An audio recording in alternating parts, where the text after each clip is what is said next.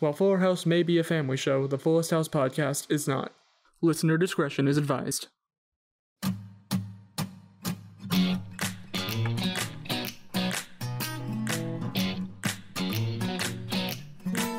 Alright, everybody, welcome to another episode of the Fullest House podcast. That's right, we got the name before John Stamos could. I'm Zach Horowitz. I'm Mark Greene. And I'm Harrison Bloom. And today we're going to be looking at Funnest House, Season 1, Episode 3. And I'm going to be honest here, guys. This episode was a lot more fun than I remember, no pun intended. Is Fuller House good? Is it? That's the question we're asking Is ourselves. Fuller House good, actually? Are we enjoying it? I was For realsies? I was fully prepared to dig into this episode and just eviscerate it, but I had a grand old time. Me too, yeah. So, I think what really jumped out to us was the guest stars. Yes. This episode has some good guest stars. Do we want to explain the plot a little bit and explain what's going on? Go for it, Yes, Mark. yes, we should do that. We start out, Kimmy and Stephanie are in just bodacious dresses. That's right, I'm bringing back bodacious. I mean, they brought back Fleek, so... They did bring back On Fleek. Yes, sorry. It's just the episode where we're bringing back old terms like bodacious, on fleek, etc. They're bodacious, they're on fleek, and they're going out to the club. The club. And they invite DJ, who's gonna stay in because she's a mom. And that's not fun. Yeah, I think this is the first time we really get that glimpse into DJ's character, which I think is her defining characteristic throughout the show, that she's a mom. Yeah, that's really like her main character trait. Yeah, she's always talking about, oh wow, this vodka doesn't taste like Sunny D. And she's always talking about, she's always like looking out for her girls and whatever, and she's like, I was gonna stay in tonight, but I had fun. She's very much a mom. She's very, embarrassing and corny. She talks about Pilates in this episode. She's very mom. But they drag her out to the club. And they leave the kids with none other than Joey, Mr. Dave Coulier himself. Full House favorite, Canada's favorite son, Dave Coulier. Dave Coulier. Who is kind of a force of chaos in the Fuller House universe. Yeah. Yeah. I don't remember Uncle Joey being this chaotic or being this much of a sociopath in the original Full House. He seems to get a lot of pleasure out of misery, especially out of children's misery. Yeah, he just straight up encourages them to be violent. He literally assaults children in this episode. Not like physically, but like with slime. With slime. With silly string, with taking away their phones because kids be texting. Yeah, this entire side plot stemmed from basically kids be texting.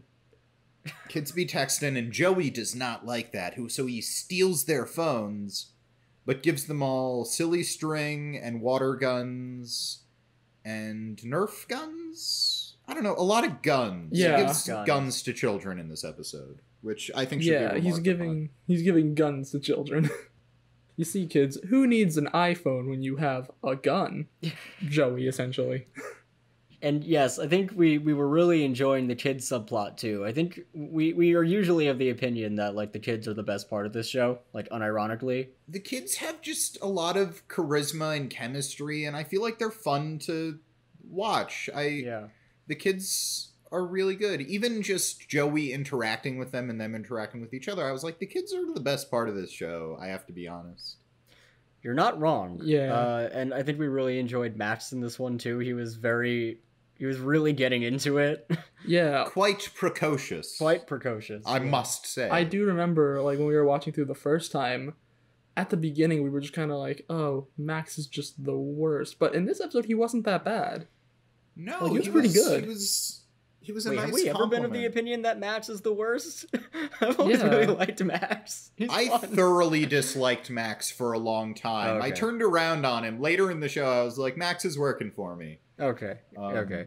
This uptight small boy is working for me. But Yeah. I was against Max for a bit there, but he's good in this episode. He's nice and precocious. And Maybe cute. I just don't remember Yeah. disliking Max. Look, we've elected to stare into the mouth of insanity and reckon with the darkest impulses of middle America Yes. in this venture.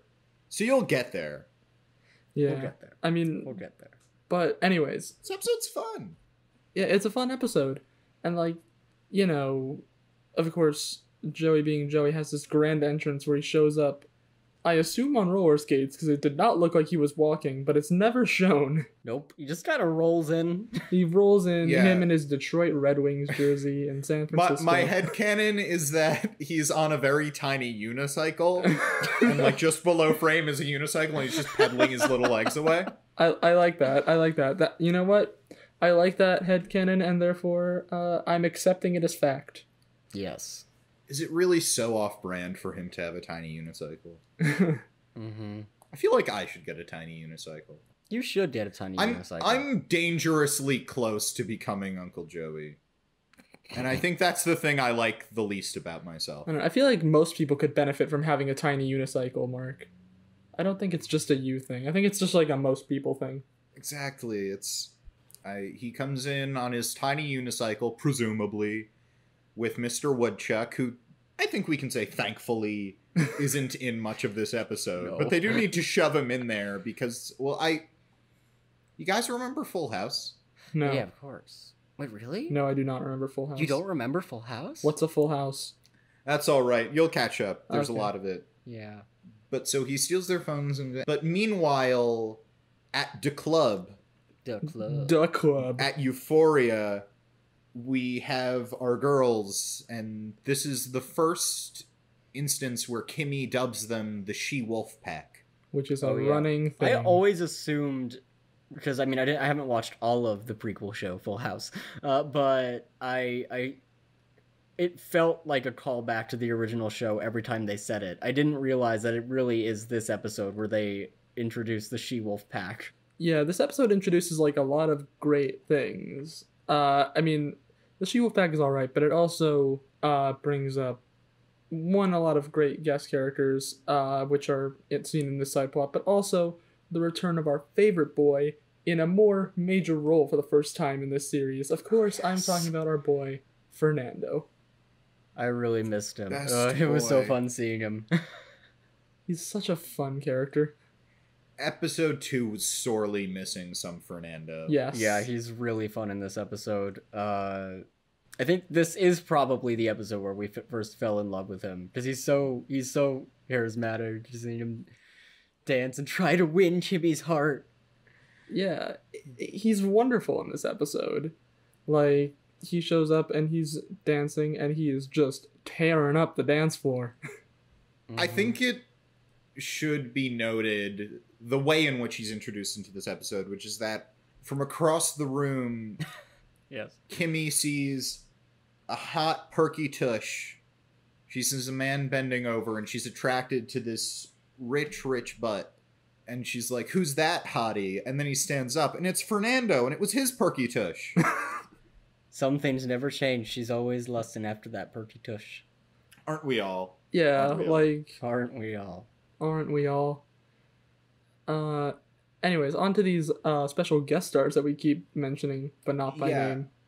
There's also, we meet Macy Gray, who's at this club, Macy Gray is performing at Euphoria. Mm-hmm. and also knows Stephanie from their wild adventure in Cambodia, which involved elephants.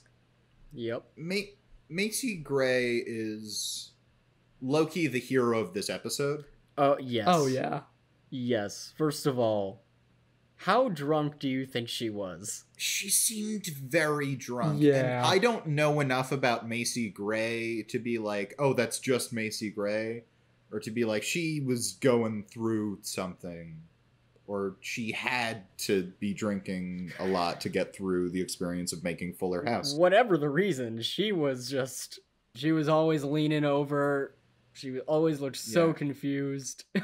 I think it's all really, her entire experience on the show is really just summed up by like one line at the end. I think it's like the last line she has in the episode. Yeah, is like the last line she has. It's a is real winner. like, you know, the plot resolves itself and it just cuts back to Macy Gray and she's like, I have a Grammy. What am I doing here? And I feel like that's just the epitome of her character in this series. Yes. This series implies... Oh, I don't want to give any spoilers as to whether or not Macy Gray shows up again.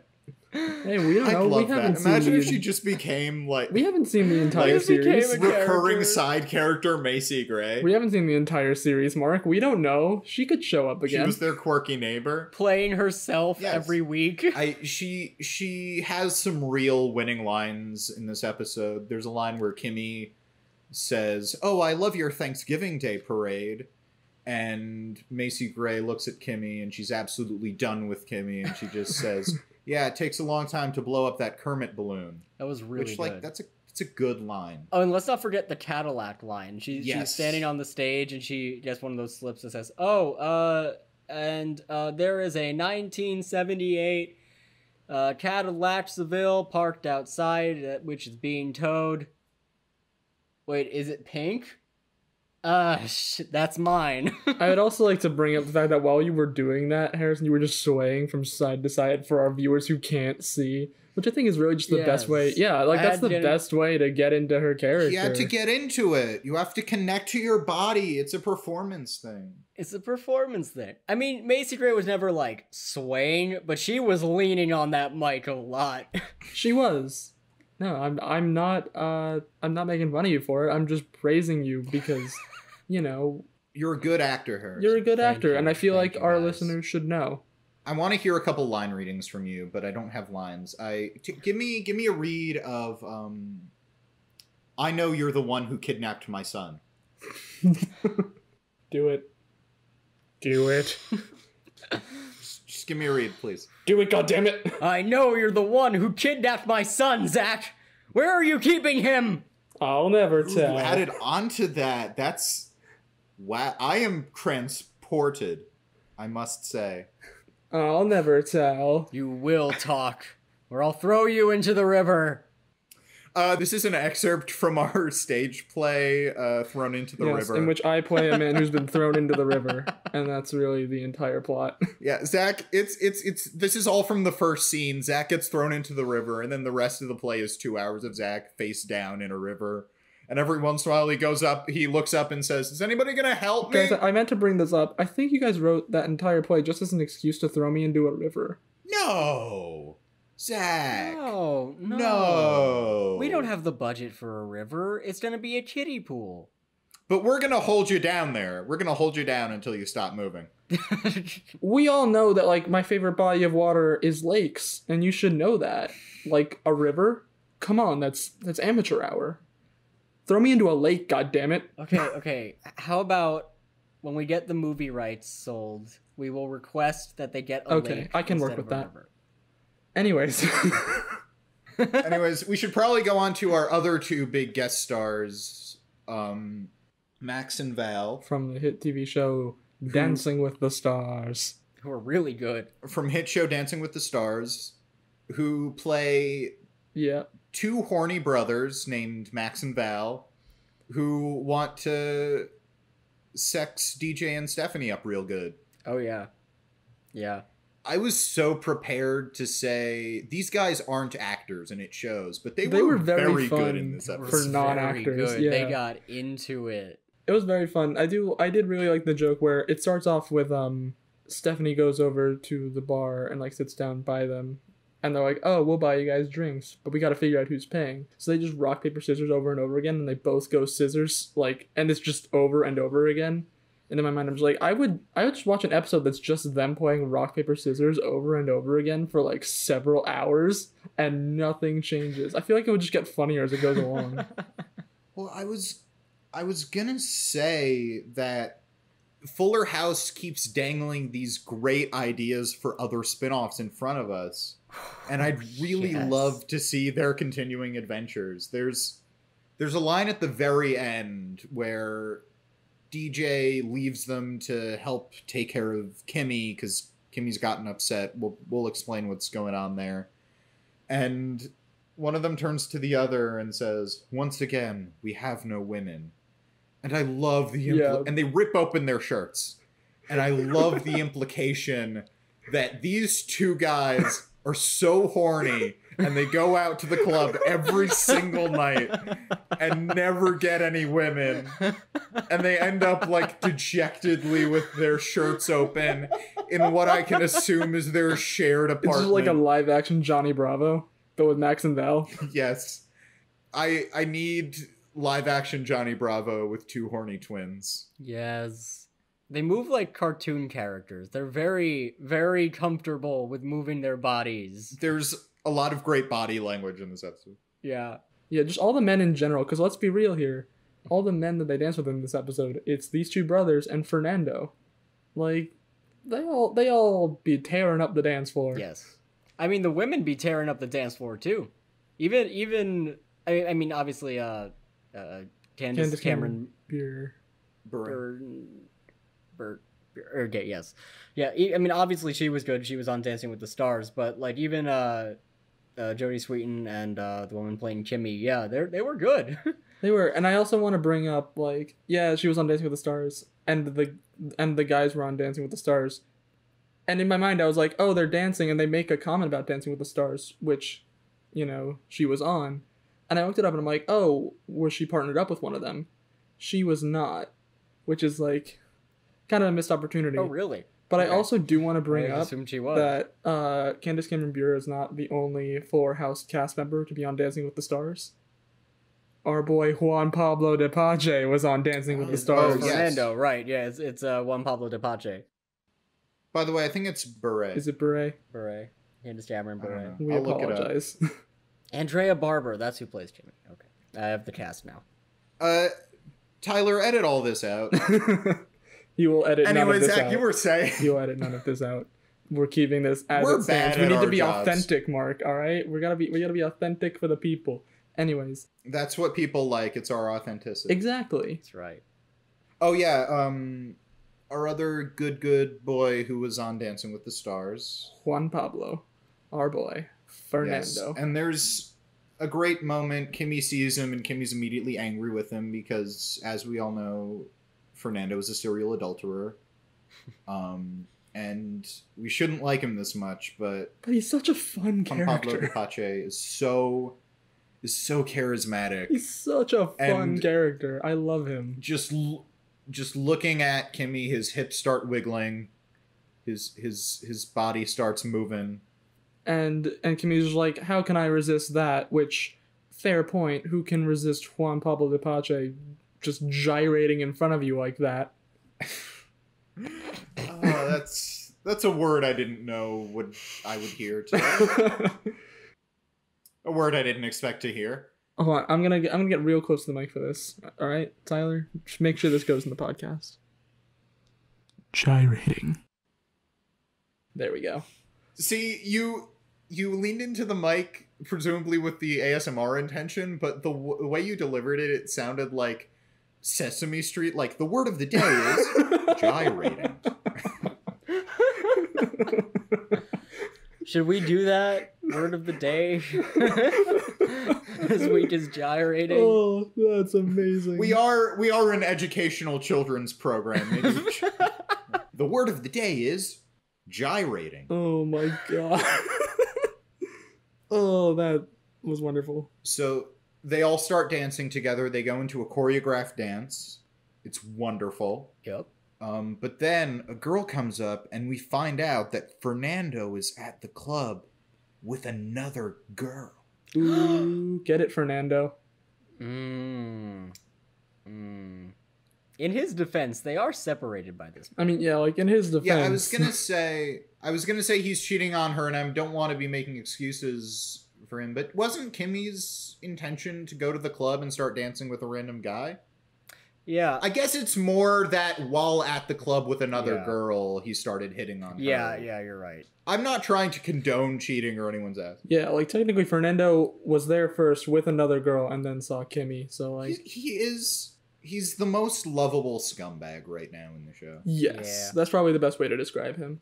Fernando's redemption arc starts in this episode. The Fernando redemption arc. Yep. I'm not wrong, because DJ does look at him at some point and say you should throw the competition because you're gonna break Kimmy's heart again, and he does. He does do does. it. Yeah, we see He the loves beginning her. of Fernando's redemption arc. The episode or their plot line ends with Euphoria's nightly dance off, and DJ teams up with Kimmy to beat Fernando. Fernando's with his girl, and Max and Val also our compete two together. horny boys, Max and Val, compete together, and if I'm being honest, maybe should have won. Yeah, I was rooting for them to win. Yeah, probably.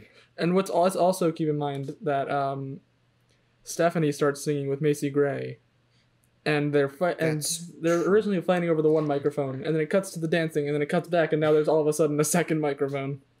Very good. Which, not to say that clubs can't have two microphones, but it's very good to just look at it and go, where did the second microphone? I would also like to point out, I just got a text from Tyler, which is a very good point. Thank you again, Tyler. That Macy Gray in the end does refer to DJ and Kimmy as these two lesbians. That is true. We should bring queer theory into our reading of Fuller House. Yes. It is very good when she says these two lesbians, and it's the closeness of those two characters. They've known each other forever. They're best friends. I did want to say about Stephanie going on stage and singing with Macy Gray that it is sort of emblematic of a problem that I do think becomes pronounced in the show, where the world does kind of revolve around our main characters. Yeah, it's very Mary Sue like everyone loves them. Everyone loves them, flocks around them, everything gravitates toward them. If they're at a concert, they're gonna be invited on stage. Yeah, this family has the craziest life. Yeah. Everyone wants them around. Everyone wants them around. And I get annoyed with it later on, especially as it pertains to DJ, because it's just repeatedly, as the show goes on, it's sort of like the world revolves around DJ. But I'm sure we'll get into that. I think DJ in the future just becomes the worst offender of that, but we'll get there when we get there, viewers. This is a journey that we're all taking together. Yes. We're going on this journey with you. Friendship till the end. Friendship. We should probably say it's hard to describe really so much of what's happening in this episode, because in classic Fuller House fashion, I do feel like not all that much happens in this episode. Well, I guess so, because they spend most of their time focusing on silly string gunfights and dance numbers in this episode. Yeah, DJ and the She-Wolf Pack, which I'm honestly not a huge... I just think... I was gonna say I think it's a little weird coming up with a name for your group of friends, but now that I think about it, I think we should come up with a name for our group of friends. Do you have a name in mind, Mark? Is that what you're getting at here? I'm ruminating on it. I'm thinking maybe the Good Time Boys. The Good Time Boys. The Good Time Boys. Look, Harrison, I don't know about you, but I am all in on the Good Time Boys. The Good Time Boys. I'm down. I am more than okay down with the Good Time Boys. Yeah, it sounds like a good time. I'm open to suggestions from anyone, from you two, from the universe. No, I think honestly, we tried it once and we struck gold. There's no need to dig any further. The Good Time Boys. We all do have a good time. Yeah, when the boys come together, a good time always ensues. A good, wholesome good time. I don't want to insinuate anything, but we are the Good Time Boys. Yeah, we are in fact the Good Time Boys, and we expect you to refer to us as such. Yeah, but you're right in that, like, it cuts back to our B plot, and they're shooting silly string and water guns at each other, and actually this is where we get our turn in our B plot, because then the doorbell rings, they swear a truce to get the pizza. They open the door, and it's Joey. Dun dun dun! Joey's behind the door, and he sprays them with slime. And really, the biggest betrayal of them all is that there's no pizza, which Max seems to be really upset about. You know what? You saying that, you're right. This episode actually does have a very coherent theme, and that is betrayal. That is betrayal. Most obviously, Fernando betrays Kimmy by cheating on her. Joey betrays the kids by pretending to be a pizza man. But I mean, it goes further. You could argue DJ betrays Kimmy to hang out with these two horny boys. And at the end of the episode, the kids trick Joey again as Joey's leaving all clean while everyone else is disgusting. Max says, "You forgot my hug," and Joey starts walking back, and the kids all spray him with slime, getting their revenge. And that's a betrayal too. It's also important that you mentioned, like, they set up an entire trap off screen where they set up like a giant, like the bucket on top of the door trap, basically. Yeah. Where like Joey opens the door and all of a sudden they pour a bunch of slime over him. But when they open the door, it's not Joey, but it's the she-wolf pack. And like, what they should have done is they should have had like the she-wolf pack when he's leaving just be like, "Oh no, we need to hug you now." Like, that would have been good. But also not as satisfying. I kind of like the revenge version. Yeah, the revenge version is also good. Joey get his comeuppance. He had very much the look of a man resigned to his fate. Before Joey got his comeuppance, it felt like a missed opportunity, but I do like the revenge thing. And again, it ties into our theme of betrayal. This episode Welcome back to our deep dive into Fuller House. Is about betrayal and trust and the ways it affects us. I mean, in the end, DJ, is there for her friend, and also Fernando throws the match for Kimmy, and it's showing that we can make amends, we can return and be there for the people we care about. But then Kimmy and DJ cheat. That is true. Because they go to, because they're playing Time of My Life from Dirty Dancing, and the girl's about to run up to Fernando so he can lift her up, and he's like, "Oh no, I'm injured, I can't do it." And then Kimmy runs up to DJ, and she grabs the two horny boys, and she's like, "You guys lift her up." And DJ, I very much appreciated the visual of DJ is jumping up, like pretending to because she's too short. Up Kimmy, but yeah, that was great. But she's too short. I liked that a lot. Also, in fairness, since Fernando did throw in the towel before Horny Boy picked up Kimmy, one could say that they were the last. Kimmy and DJ were the last couple standing, and therefore they did win the dance competition fair and square. That is true. True, but they also cheated. Morally, yes. Morally, they cheated. Look, I'm not saying we should take away the victory. I'm just saying we should add an asterisk next to it. Yes. It's true. It's going to be documented on the Wikipedia page. The 2013 Euphoria dance floor competition. Because it needs to be documented for the integrity of the game. Exactly, yeah. This is I want to say a gentleman's game, but I don't feel like that term quite works out here. Let's not be reductive. This is an all-inclusive game. Yeah, I didn't mean more so in like the... No, I know what you meant. Yeah. I know what you meant, but I just... This is a structured event. There are rules, there are standards in place. There, that sounds better. I now want an episode where like a stuffy mustachioed British guy comes out and is like, "You have broken our club's sacred traditions in the Euphoria dance competition." Yes. They should have like the host of Dance with the Stars. They should have like Tom Bergeron come out and he's like, "No, you're not allowed to do that." That's right. I feel like we should return to Club Euphoria and their nightly dance competition, which Kimmy and Fernando say for 22 weeks straight they were the champions of the nightly dance competition. They also say that like they practically lived there as well. Yes, or at least Kimmy Did they say 22 weeks or 22 times? That I don't remember. I'm not sure. I'm taken with we practically lived here. I'm willing to say, oh, they were there pretty much every night for 22 weeks. That would be incredible. But I do think it should be remarked upon. I have so many questions about Kimmy and Fernando's relationship pre-Fuller House, pre-divorce. In the grand tradition of so many spin-offs I want from Fuller House, I want the prequel series about Kimmy and Fernando and their just passionate love affair, clubbing every night, having all sorts of crazy sex. Again, we are a children's show. The word of the day is gyrating. Yes, lest we forget.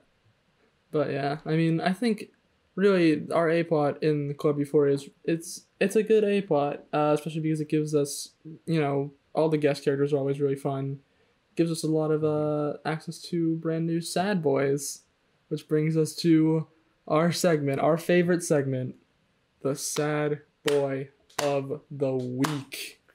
We had a lot of choices this time. We did. This time. We had so many sad boys. Yeah. I can run through a list of ones I have in mind, but who are your picks? Who do you nominate? Harrison, do you want to start off? I first nominate Macy Gray. Macy Gray is definitely Macy Gray. one to be considered. I think we also need to bring up Max and Val. We gotta evaluate them together as one unit. Yes, as one unit. Sad boys. Yes. We love our sad boys. Our sad boys. We love our sad boys. It's Max and Val. Almost the second after Dave Coulier walked in, we were like, oh, are we just gonna have to nominate him again for Sad Boy of the Week? I think I'm conflicted because he never loses. I mean, he loses at the very end of the episode, but he's never not really high status in this episode. That's true. But I do think it's very sad that he's a grown man spending his time pranking children. Bringing children, giving weapons to children, assaulting children. Yes, that is very sad. The list goes on. What did he do that made us remark we were going to nominate him for Sad Boy of the Week? He walked into the room. I think he walked into the room on his, again, we've established tiny unicycle. Yeah, he rolled into the room. Sorry. He rolled. Right. He rolled into the room, Mr. Woodchuck on his hand. Or was it when he said, I'm going to do an impression of Neil deGrasse Tyson farting, and then he just made fart noises? Yes, that was it. That might have been it. That was definitely it. That might have been it. But I also think Dave Coulier walking into a room is also grounds to be nominated for Sad Boy of the Week. This is just adding on to the case. I feel like that's a certain amount of prejudice. Jackson is often nominated for Yeah, Sad that's Boy. like Meryl Streep was in a movie. Let's give her the Oscar. Fair enough. All right. And do we also want to bring up Fernando as a possible option? I feel like he's not quite as sad in this episode. I don't think but he's super sad in this episode. Okay. He's fun in this episode. Yeah, I think he's more fun than sad in this episode. After thinking about it a little more. Now that I say it out loud, yeah. He makes mistakes, but he isn't pathetic in those mistakes. He takes them with grace and then makes up for them later. I did mean to ask, the last two episodes I've summed up our cases at the end of our nominations. Do you want me to do that again? Go for it. Yes.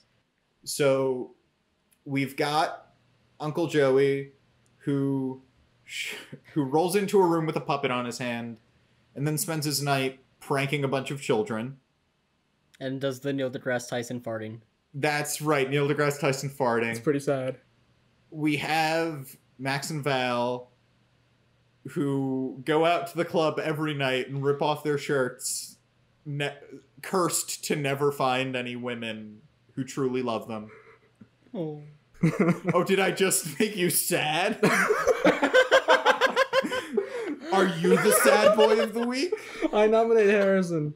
I second the nomination. Harrison's our And we have Macy Gray, who we have Okay. we have Macy Gray, who in the fiction of the episode shows up drunk to this club, presumably, where she then performs with Aunt Stephanie and has to read out announcements about cars. And in real life, showed up drunk to the set of Fuller House and had to perform with Jodie Sweetin. And also, let's not forget our new 4th nomination, Harrison, who had to watch this entire thing. Aw, I'm so sad. Anyways, let's let the voting begin. Zach, who do you vote for? Okay, I'll start it off because I think I have my vote in mind. I think I'm gonna go with Max and Val. I think they just radiate sadness in this episode. Like, they're just so pathetic the entire time, and it's such a fun way. Like, clearly the actors. I use that term loosely, but they're having fun. They're having a lot. I'll give them credit. No, they were very good in this credit where episode. credit is due. They were good for Very now, good. actors. Yeah, but I'm just gonna stop Max talking and before I say Val, anything. yeah. But my vote's for Max and Val. Harrison? I'm torn.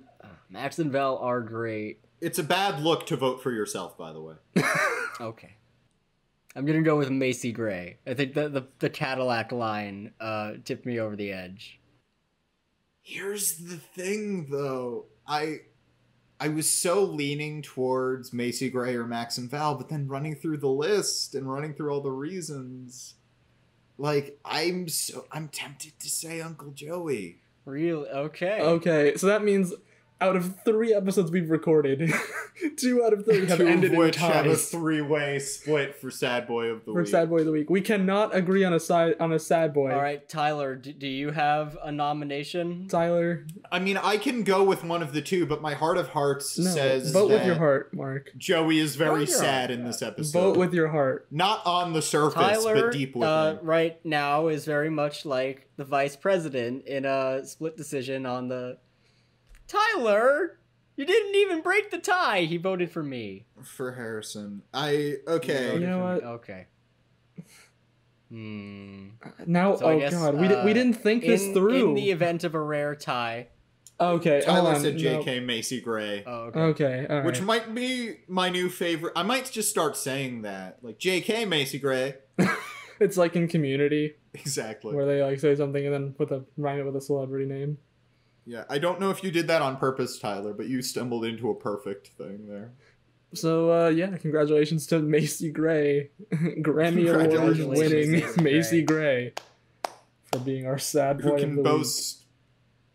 She really needed it. week. So Macy Gray is the official sad boy of the week, which is a sentence I never thought I would say while recording the Fullest House podcast, but yeah, Macy Gray. Did we sad boy of the week. mention that we were kind of wishing Macy Gray would become a supporting character? Just playing herself every week. She needs to be the quirky neighbor. The quirky neighbor? Yes. Yeah. They don't have like an antagonistic grumpy neighbor. We only have Fernando. Fernando. Are you suggesting later that Macy Gray play a grumpy old man? Because if so, I'm down. on. I looked it up. Macy Gray has won 5. This is on Wikipedia. Has won 5 of 17 nominations, including Grammy Awards, MTV Video Music Awards, and Brit Awards, and now Sad Boy of the Week. Yes. It's 6 of 18 now instead of 5 of the 17. highest right. honor. Yeah, Sad boy of the week. exactly. Like, there are people who have EGOTs. I prefer to call them people who wish they were the sad boy of the week. They should name it. They should rename it. I'm trying to figure out what would be best. Is it just EGOTs? EGOTs. Like, and we make it and then pluralize it as EGOTSes? Or is it like SPIGOTs? EGOTs? Because sometimes they refer... I know they lump often the Peabody Award in with Lin-Manuel Miranda. I like the phrase SPIGOT. Spigot. Yeah, Tyler just put in, he just said Spigot in all caps. That's right, SPIGOT. Tyler has spoken. Tyler has spoken, and we must listen. He is the adjudicator. Yes. Let's see. Is there anything else we wanted to bring up? What else did we have? Because I can go through... We have some IMDb trivia, but once again, it's not, like, that interesting. That's fine. Lay it on me. Lay it on me. Alright. Let me see. What's going through first? Well, I did mention that Dave Coulier comes in first wearing a Detroit Red Wings jersey, which you might think, that's weird, we're in San Francisco, and it's because Dave Coulier is a Detroit Red Wings fan, and he wore it in the original show, I think, as well. That's apparently that's IMDb trivia now. And it's also, there's also another thing here that just says Candace Cameron Bure was on Dancing with the Stars, and there's, like, one thing that's like, remember Full House, where it's like, there's a scene where DJ and Stephanie are telling the story to Val and Max about when they pulled their dad's clothes off the rack and they used the pole to put a hole in the wall. I was going to bring that up. up. And then Kimmy says, then Michelle walked in and said, "You got it, dude." To which Stephanie's like, "Wait, you weren't even there."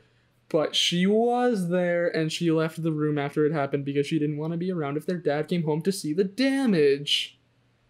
I'm sorry, you had something to say about that scene, Mark? No, I was gonna say I had made a note to bring up that scene because we are very much still in the mode of Fuller House needing to bring up and reference Full House all the time. They never quite drop it, but this is the 3rd out of 3 episodes in which a cast member from... I mean, they all have cast members from Full House, but in which one of the father figures from Full House appears. The main 3 father figures? Yes. And we have a scene where DJ and Stephanie are just like, "Hey, remember this episode of Full House?" Mm-hmm. And I think later on the show kind of comes away from it, but the show is still very much, I feel, afraid of developing and standing on its own in, I mean, maybe not a weird way, because it's very much built on Full House and is the exact same premise.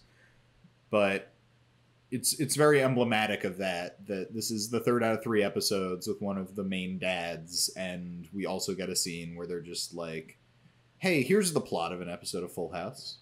Mm-hmm. Yeah, I think eventually it does get to the point where Fuller House is like, we're our own show now. Like, they still do, like, Danny, Jesse, and Joey still, like, make appearances and stuff, but I think eventually it does reach that point. We're just not quite there yet. I don't mean to talk too much about the series as it will be, but yeah. The show, it's very weird in that, like, most shows do take, or a lot of shows do take time to find their footing, but this show does know what it is in so many ways, in that it's just Full House again.